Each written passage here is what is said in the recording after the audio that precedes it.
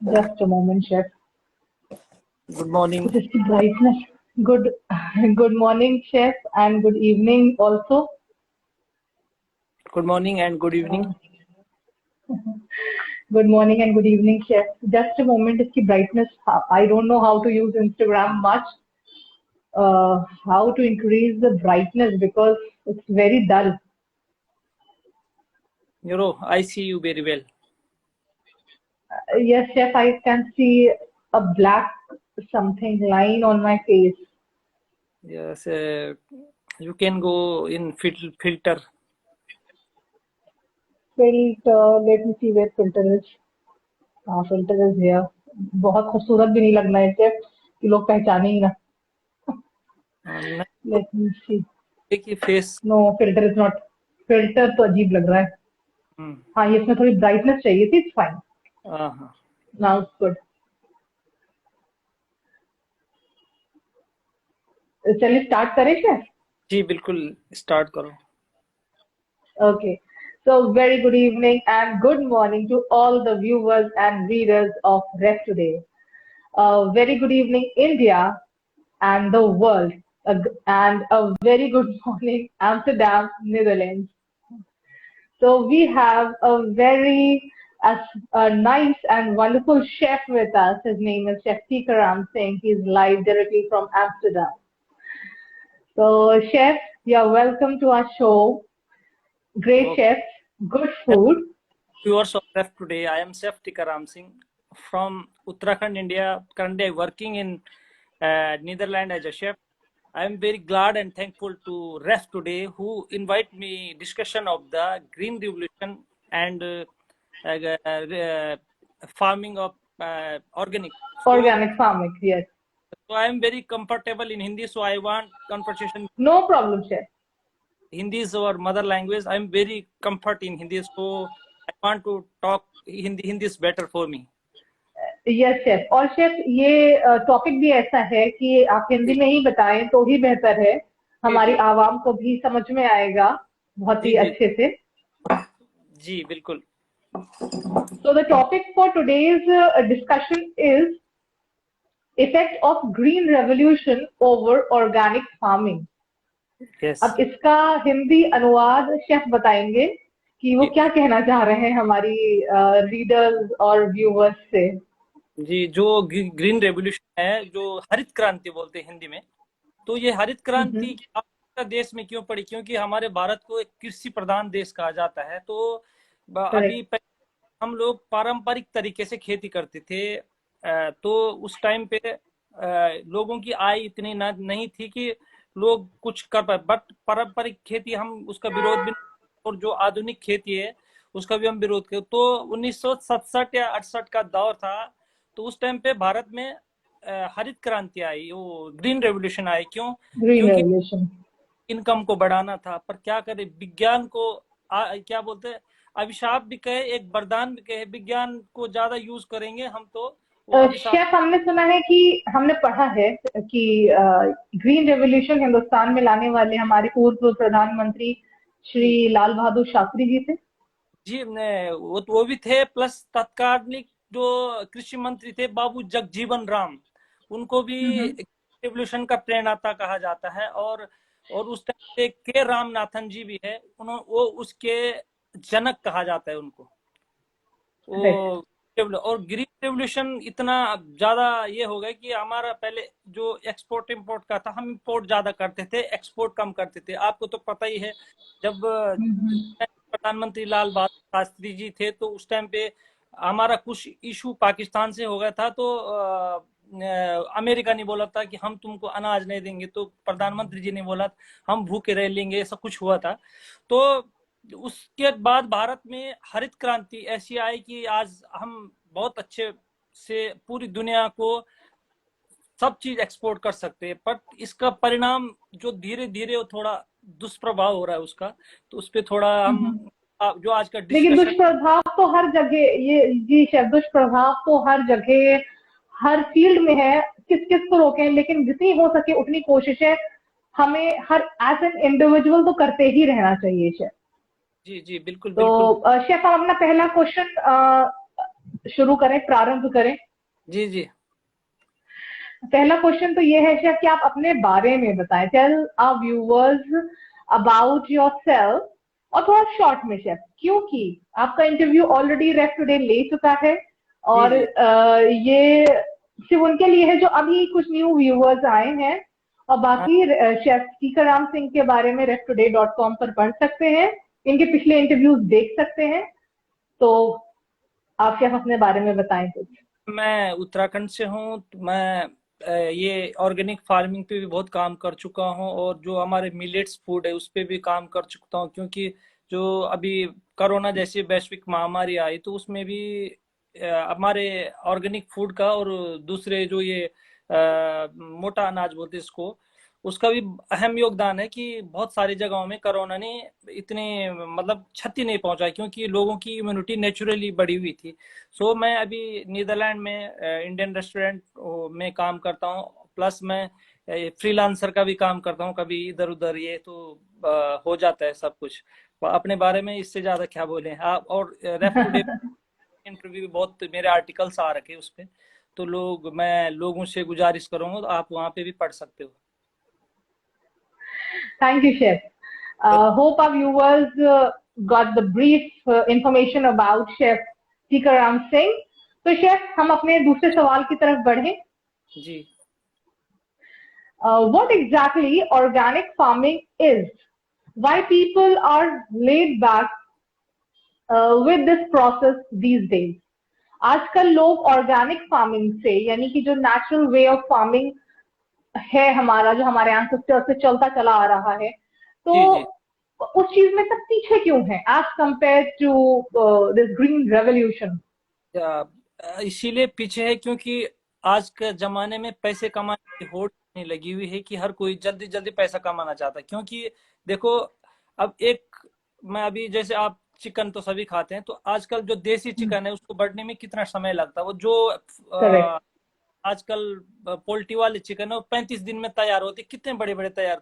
उसको खाने का इतना फायदा नहीं है जितना देसी, मतलब जो नेचुरल चीजें खाने का फायदा। क्यों मैं बोला नहीं, आप आजकल लोग पैसे कमाने की अंधी दौड़ में इतने ये है, अंधे हो गए हैं कि अपने स्वास्थ्य को एक तरफ देख रहे हैं और बाकी पैसा को सबसे ज्यादा प्रायोरिटी दे रहे हैं।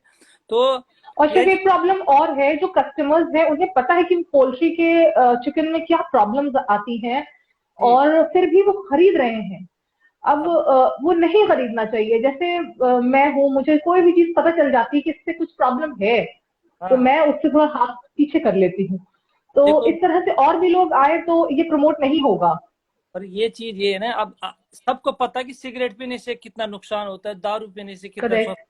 फिर भी अच्छे पढ़े लोग पीते हैं। तो वही इसमें भी यही चीज है, लोगों को पता है फिर भी पी रहे हैं और खा रहे हैं। तो इसमें भी मतलब जागरूकता के लाने की जरूरत है। अब जैसे ग्रीन रेवोल्यूशन है ना, तो इसमें भी ऑर्गेनिक रेवोल्यूशन लाने की जरूरत है। क्योंकि ऑर्गेनिक की तरफ जाना जरूरी है, क्योंकि ये पहले के जमाने के लोग जो खाते थे 100-100 साल जीते थे। अभी तो कुछ बीमारियां नहीं थी। अभी देखो अरे शेफ आजकल तो, हाँ, कम एज में भी लोग जा रहे हैं, 35 40, ये कोई एज है?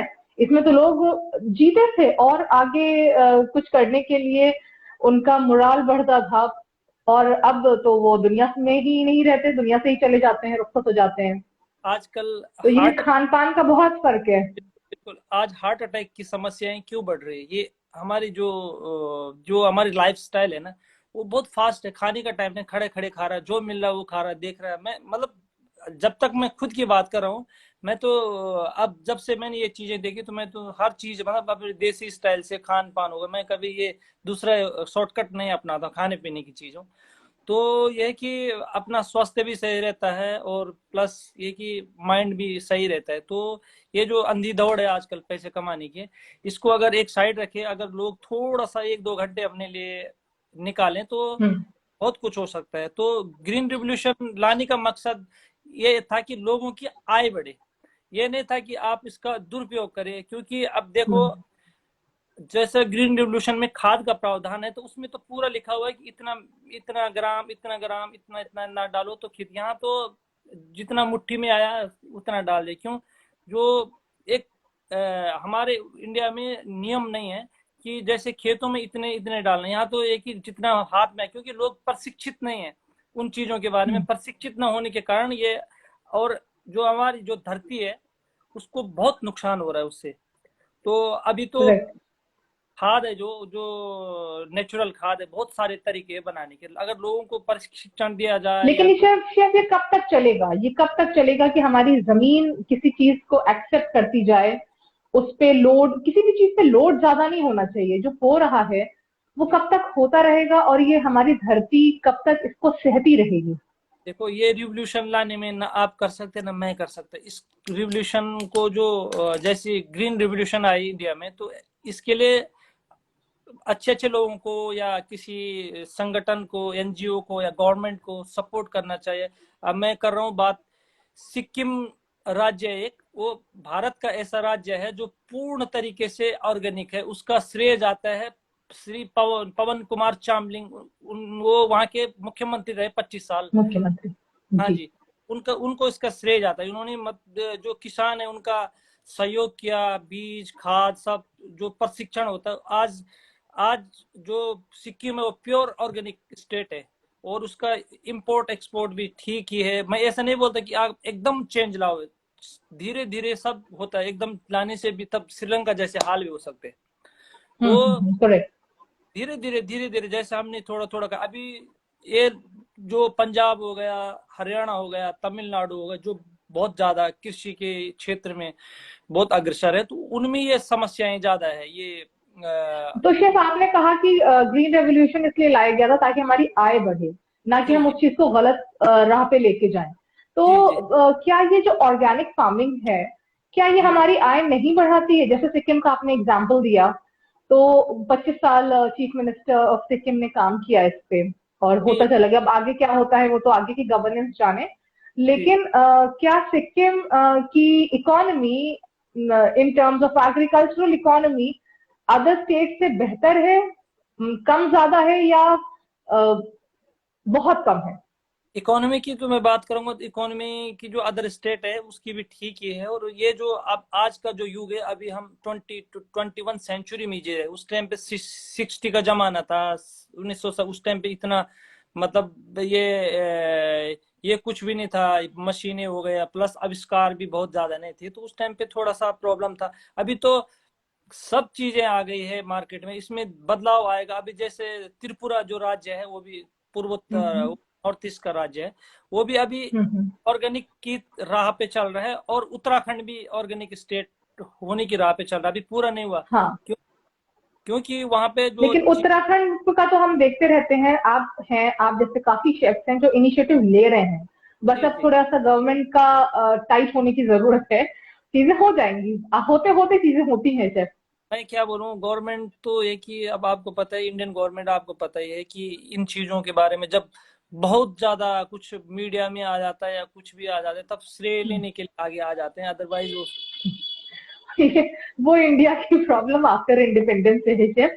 कोई भी गवर्नेंस आ जाए यहाँ पे, बदलाव तो मुझे नहीं नजर आता, लेकिन हाँ ये है कि हो सकता है कि हुआ हो कुछ भी, वो तो एक अलग टॉपिक है। लेकिन ये है कि श्रेय लेने का जो आपने बात करी है, वो सिर्फ इंडियन गवर्नमेंट की तो बात है ही। इंडिया में हर स्टेट में जो हर शहर के एमएलएज और एमपीज और वगैरह वगैरह होते हैं, तो श्रेय लेने के लिए आते हैं या तो वोट लेने के लिए आते हैं, और कुछ नहीं। वही तो श्रेय। तो देखो क्या बोलते हो, जब कोई चीज चमक रही है तो उसकी ओर हर कोई आकर्षित होता है। तो हमारे नेता जो लोग जो मतलब वोट बैंक की राजनीति करते हैं, तो वो उनको तो स्वाभाविक है, वो तो आना जरूरी है। वैसा राजनीतिक बात करनी नहीं चाहिए इस मंच पर, ये जो सच है वो तो हमको तो बोलना ही चाहिए। जी जी जी। हाँ, वो तो चलिए। हाँ, बोलिए आप। जी जी बताइए। तो नहीं, मैं सही कह रहे हैं आप शेफ, जी, क्या बोल रहे हैं? आप सही कह रहे हैं। आप सही जी कह रहे हैं कि इस मंच पे ये बात अभी नहीं कर सकते हम लोग। अभी हम लोग ऑर्गेनिक फार्मिंग और ग्रीन रेवोल्यूशन की बात कर रहे हैं। इसी से हम लोग नेक्स्ट क्वेश्चन पे बढ़ते हैं शेफ। जी जी chef, what is green revolution and how did it hit Indian subcontinent? Also, how did it affect organic or natural way of farming? यानी कि ग्रीन रेवोल्यूशन एग्जैक्टली क्या है, और इसने नेचुरल वे ऑफ फार्मिंग या तो ऑर्गेनिक फार्मिंग को कैसे इफेक्ट किया है, और इंडियन सब कॉन्टिनेंट्स में यानी कि इंडिया में जी। ये ग्रीन रेवोल्यूशन का आगमन क्यों, कैसे, कब हुआ, ये आप बता दें शेफ। इस बात का जो जवाब मैंने आपको पहले भी बताया था कि जी इंडियन करेक्ट। में ये जो ग्रीन रेवोल्यूशन इस वजह से आई थी कि जो हमारे कृषक लोग हैं उनकी आय बहुत कम थी, और हमको हमेशा इंपोर्ट पे ही निर्भर रहना पड़ता था, क्योंकि उस टाइम पे वो युद्ध का भी दौर था। जो अभी मैं लाल बहादुर शास्त्री जी की बात कही थी कि अमेरिका ने हमको आंखें दिखाई कि अगर तुम ये नहीं करोगे तो हम तुमको गेहूं नहीं देंगे, तो फिर बहुत सारे इश्यूज हो गए। तो ये जो लहर बोले जो क्रांति है, हरित क्रांति, इसीलिए 67 68 में बहुत जोरों पर थी। और फिर ये करते करते जो दौर है ये अब इसका इतना प्रभाव हो गया, जो भारतीय जो महाद्वीप उपमहाद्वीप जो सब कॉन्टिनेंट है उसमें इतना प्रभाव हो गया इसका कि अभी देखो इंडिया गेहूं के उत्पादन में हो और अनाज के उत्पादन में हो हमेशा एक्सपोर्ट कर रहा है, इंपोर्ट कुछ भी नहीं कर रहा है। अब आप देख रहे हैं पूरे जितने गल्फ कंट्रीज हो गया और फिर मिडिल ईस्ट हो गया और थोड़ी बहुत इधर जो यूरोपियन सब कॉन्टिनेंट है, कहीं भी आप, मैं यहीं की बात करूं, मैं तो यहाँ पे रहता हूँ, यहाँ पे कहीं भी ग्रोसरी में जाओ तो आपको इंडियन बासमती राइस जरूर मिलेगा। ये उसी रिवोल्यूशन, ग्रीन रिवोल्यूशन का ही परिणाम है, जब जो 68 में आया, आज इतने साल हो गए। पर इसका परिणाम तो मतलब व्यावसायिक तरीके से बोले हम और या आर्थिक स्थिति से बोले बहुत मजबूत है, लेकिन अगर हम स्वास्थ्य की दृष्टि से देखें तो ये ऐसा है कि ये हमारे पे बहुत बुरा प्रभाव डाल रहा है, क्योंकि इतना केमिकल हो गए, पूरा शरीर केमिकल से ही भर गया हमारा, हर चीज में करेक्ट। केमिकल हो। तो हमको धीरे धीरे, ऐसा नहीं कि एकदम कुछ नहीं होता, जैसे अभी सिक्किम हो गया, अभी त्रिपुरा हो गया, उत्तराखंड भी हो रहा है, थोड़ा थोड़ा थोड़ा थोड़ा थोड़ा, एकदम भी कुछ नहीं होता। धीरे धीरे धीरे हम पुरानी पारंपरिक खेती की तरफ जाएंगे तो हमारी जो मिट्टी है, अब मैं अपनी बात कर रहा हूँ, हमारे खेतों में कभी कभी खाद डालते हैं तो वो अगले साल देखेंगे तो उसकी मिट्टी ऐसी हो जाती है, वो टूटती भी नहीं और बहुत अजीब सी मिट्टी हो गई। तो हमने वो बंद कर दिया, क्योंकि हमको इतना पता नहीं था। हम अभी भी, हमारे जो खेती है तो हम अभी भी जो गाय भैंस का जो गोबर होता है उसको ही उसमें प्रयोग करते हैं। ये जो गाय भैंस के गोबर की आपने बात करी शेफ, मैं इलाहाबाद में जहाँ रहती हूँ तो वो जहाँ हम लोग रहते हैं वो तो एक्चुअल में एक थोड़ा सा वीआईपी एरिया है, लेकिन आसपास पहले ग्वाला लोग हुआ करते थे। अब तो उनके बच्चों ने पढ़ाई वढ़ाई करके उस चीज को फॉलो नहीं कर रहे हैं। तो जो हुआ करते थे मोहल्ले के चाचा लोग, जिनको हम कहते थे, तो वो गाय के गोबर, जिनको हम लोग काउडंक बोलते हैं, उसको उनके घर की औरतें सुखाती थी। जी, उसको दीवारों पे सुखाती थी, और फिर जब वो थोड़ा सा गिरने लगती थी दीवार से तब वो जमीन पे पलट के सुखाती थी। और वो तो कुकिंग के भी बहुत काम आता था, लिट्टी चोखा बनाने के, और वो तो बहुत अच्छी चीज होती है।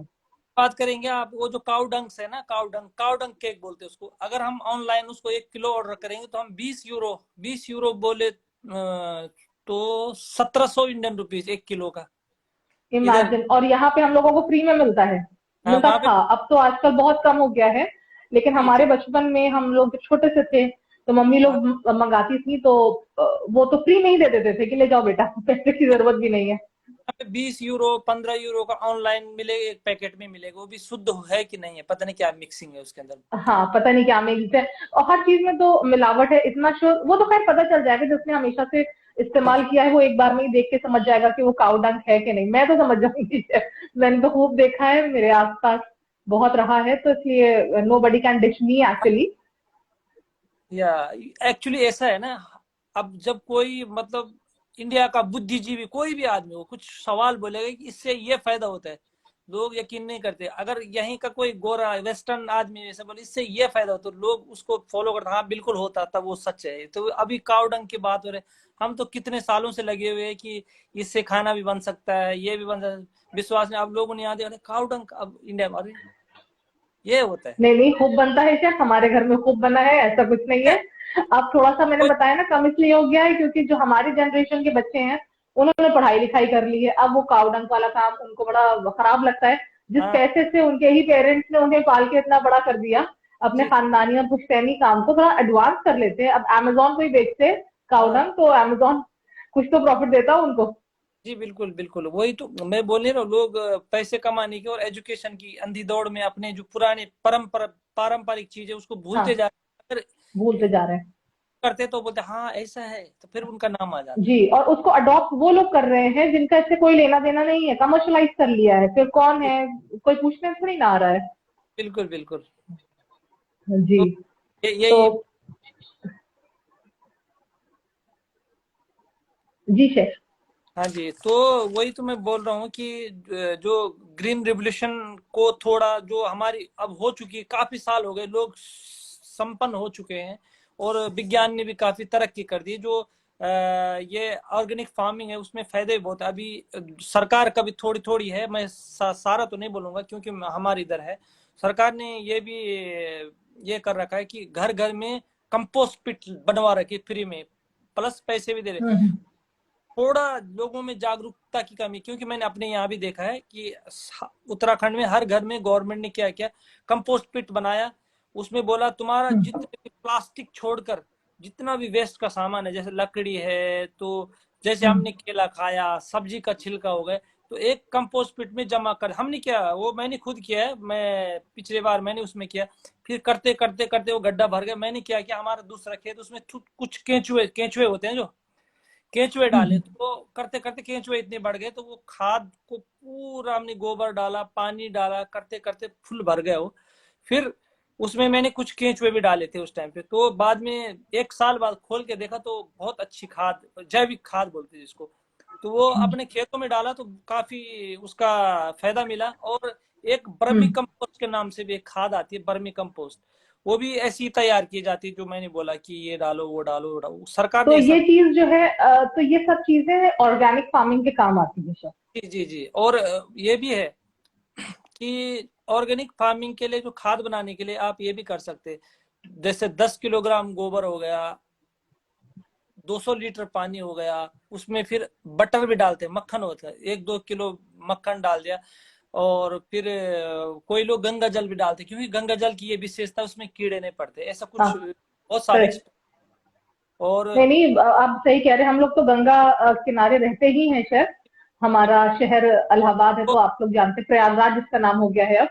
तो जी जी वो उसमें जो है गंगा जल का ये है खासियत कि अगर आपको चिकन पॉक्स आ रहा है बच्चों को, या आपको उसके पानी से आप नहा लीजिए तो दैट विल वैनिश।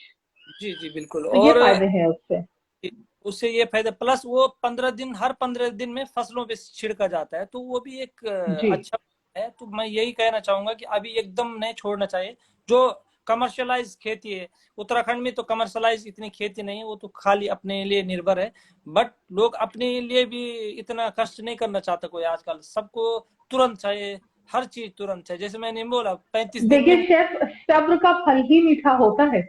पर सब लोगों को कौन समझाए, ये है ना। एक जो है 35 दिन में 2 किलो की हो रही है, आप देखो कहाँ कोई मुर्गी 35 दिन में 2 किलो की होती है। तो बिल्कुल बिल्कुल नहीं। परिणाम है ना। आप देखो कैंसर के इतने मामले, फैट कितने लोगों में, इतने बड़े बड़े पेट है, क्यों? ये सब खान पान की वजह से। खान हाँ पान के वजह से, करेक्ट नहीं है। हाँ है। चलिए शेफ, अपने नेक्स्ट क्वेश्चन की तरफ बढ़ते हैं हम लोग। जी। Chef, according to you, what is better for mother earth, green revolution और ऑर्गेनिक फार्मिंग? आपके हिसाब से क्या बेहतर है हमारी धरती माँ के लिए, ये ऑर्गेनिक फार्मिंग या ग्रीन रेवोल्यूशन? मेरा मेरे तो पहले से यही क्वेश्चन है। मैं अब बोला आपको, मैं तरक्की के खिलाफ नहीं हूँ, पर उससे ज्यादा जो बहुत सारी जो ये चीज है उसके लिए थोड़ा अगेंस्ट आना पड़े, क्योंकि हम क्या बोलते हैं, हम जो धरती माता है, तो उसकी ही वजह से सब चीज हम खड़े हैं, जो कर रहे हैं एक्टिविटीज उसकी वजह से है। और अन्न भी हम धरती को चीर कर उगाते हैं। तो मेरे हिसाब से ये जो केमिकलाइजेशन हो रहा है बहुत ज्यादा, इसको रोकना चाहिए और हम्म। हमें अपने पारंपरिक खेती की तरफ जाना चाहिए। और हमको ये ऑर्गेनिक फार्मिंग का मैं पूरा सपोर्ट करता हूँ, क्योंकि ये पारंपरिक खेती है। और जो ये अभी, ये तो खैर सारा विज्ञान का देन है, पर लोगों की आय तो बढ़ गई, पर आय के साथ साथ अपना पर्यावरण आयु जो कम हो गई है। शेफ, आय बढ़ गई है, आयु कम हो गई है। आय आय तो बढ़ गई, लेकिन आयु कम हो गई। जब आयु नहीं रहेगी तो आय का क्या करना है? सबसे आय पहले का क्या, क्या करेंगे? हेल्थ इज हाँ, वेल्थ क्यों बोलते? फिर जब स्वस्थ हेल्थ ही इज।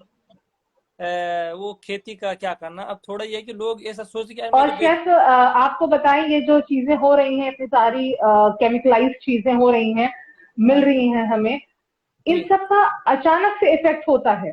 वो बिल्कुल अगर आप कभी टेस्ट अपनी बॉडी चेकअप कोई इंसान कराने जाए तो उसमें कुछ नहीं निकलेगा। लेकिन बिल्कुल अचानक से आप वो पड़ जाएंगे बिस्तर पे और फिर टेस्ट कराएंगे तो डॉक्टर कहेगा कि ये तो 2 साल से प्रॉब्लम थी, तो 4 साल से थी। डिटेक्ट नहीं हो पाती परेशानियां वक्त रहते कि हम उस हाँ तक पहुंच सकें। जी बिल्कुल। वो यही तो उसका, उसको क्या बोलते हैं, एक धीमा जहर है, हाँ। स्लो हाँ, पॉइजन है। Slow poison. उसका करेक्ट। प्रभाव तुरंत नहीं पड़ता है, वो करते करते करते करते। और शेफ, ऑर्गेनिक फार्मिंग तो घर घर में औरतें अपने किचन गार्डन में करा करती थी। आजकल अगर मैं बोल रहा हूँ बहुत सारे, मैं ऐसे नहीं बोल रहा हूँ कि सबके पास खेती है, सारे लोग राइस है, सारे लैंडलॉर्ड है, सारे किसान है, ऐसा नहीं। आजकल देखो, विज्ञान ने इतनी तरक्की कर दी। आपने उसका नाम सुना, बोनसाई? बोनसाइकल ऐसा कुछ बोलते, बोनसाइकल ऐसा कुछ है। वो जो गमलों में भी सेब उगाते हैं, वो भी एक वो भी एक वैज्ञानिक तरीका है। तो लोगों के छत हो गया, बहुत सारी चीजें हैं। तो वहां पे भी लोग, मिर्ची हो गया, धनिया हो गया, किचन गार्डन, अगर किसी के पास गार्डन है, जरूरी नहीं किसी के पास खेती हो, तो वहां पे भी कर सकते हैं, जैसे जो गृहिणी है। अब आजकल में सबसे बड़ी विडंबना ये है कि खाना हर कोई चाहता, उगाना कोई नहीं चाहता है। खाना तो हम्म। करना कोई नहीं चाहता, क्यों? आजकल हाँ, हर जगह शहरीकरण हो गए, बस हमको मिले उनको। मेहनत कोई नहीं करना चाहता शेफ। कोई हाँ भी शख्स आज की तारीख में मेहनत नहीं करना चाहता, और मेहनत के बिना हमें परिणाम नहीं हासिल होगा। जी लोगों बिल्कुल। को इस बात को समझना पड़ेगा, अरे और लोग वो, नहीं समझते। और मेहनत, बिना मेहनत के मुंह में निवाला भी नहीं जाता, बाइट भी नहीं जाती मुंह में, अगर मेहनत ना करो। हाँ, करनी जरूरी कुछ है। दिन बाद इसका भी सोल्यूशन लोग ढूंढ लेंगे कि जी जी। मेहनत उसमें भी ना करनी पड़े। Chef,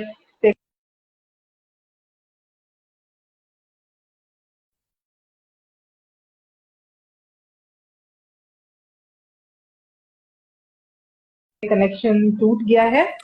late me connect chef Tikaram once again. या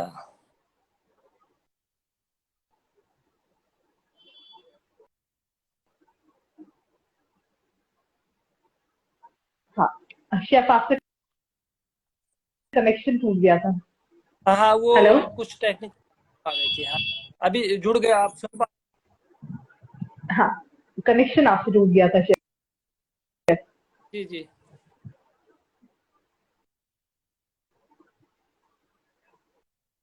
आवाज आ रही है आपको मेरी शेफ? जी। अभी आ रही है आपकी आवाज, हाँ जी।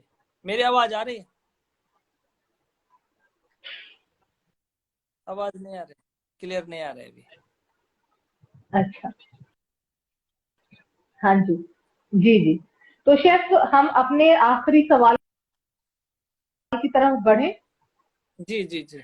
What is the demand rate of organic food in hospitality industry in India? हाँ जी। इन इंडिया, हाँ इंडिया जी, में आपकी आ रही है। मैं आ रही है। सवाल दोहराऊं अपना? मैं समझ गया, सुन लिया मैंने। आवाज नहीं। तो हेलो। जो आपने या ये बहुत क्वेश्चन, बहुत अच्छा क्वेश्चन किया आपने, क्योंकि मैं हॉस्पिटैलिटी इंडस्ट्री के बैकग्राउंड से है, तो मेरे लिए बेहतर अब आई रहेगा जब आवाज मैं शेफ? हाँ जी, यार अब आ रही मेरी आवाज अभी? आप आवाज आई? हाँ जी हाँ जी, मेरे आवाज आ रही है आपको? तो मैं बोल रहा हूँ कि मैं, ये बहुत अच्छा क्वेश्चन किया आपने, क्योंकि मैं भी आवाज होटल आई शेफ इंडस्ट्री। आपको? जी जी आ रही है। मैं अपना सवाल दोहराऊं? हाँ। हाँ जी हाँ जी। हाँ जी, मेरा सवाल मैं दोहराऊं? हाँ जी जी मैं सुन रहा जी। हॉस्पिटैलिटी इंडस्ट्री का। जी। हूँ। क्या हो गया? Thank you chef.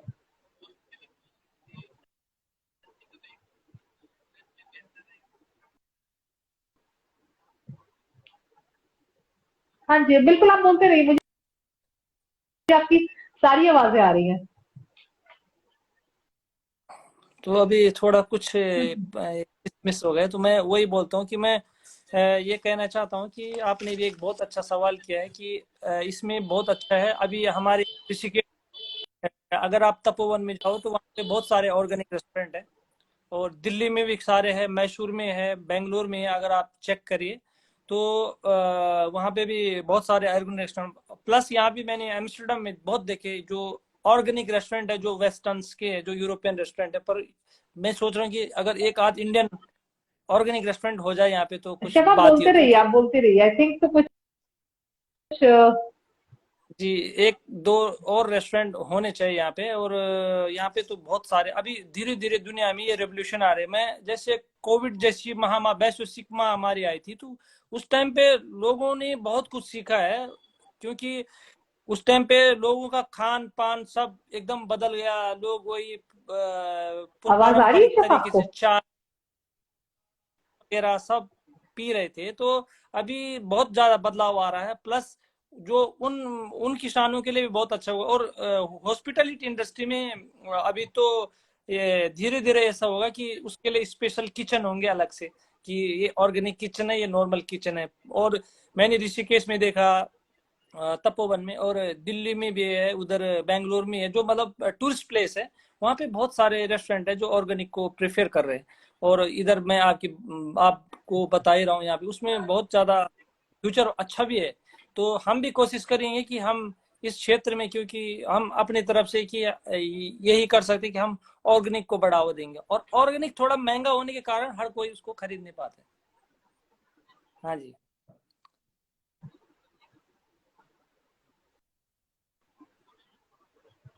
सुनाई नहीं दे रहा मेरे को अभी। करेक्ट।